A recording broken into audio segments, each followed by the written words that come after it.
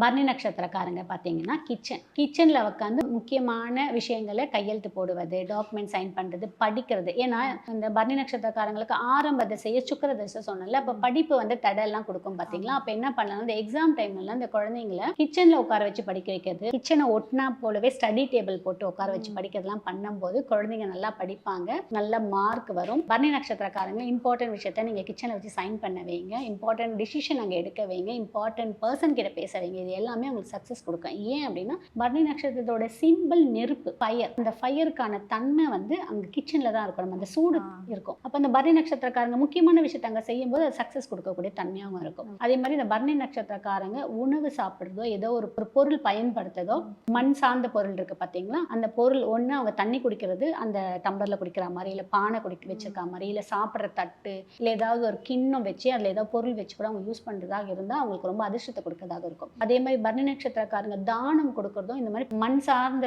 பானை பொருட்கள் இதை தானம் கொடுக்கும் போதும் அவங்களோட கர்மவினை குறைவதாக சொல்லப்படும். அதே மாதிரி பரணி நட்சத்திரம் ரொம்ப நல்லா சமைப்பாங்க பாத்தீங்களா, அப்ப அந்த சமையலும் இந்த மண் சார்ந்த பொருளை சமைச்சு சாப்பிடும் போது அவங்களுக்கு உடல் ஆரோக்கியம் மேம்படும்.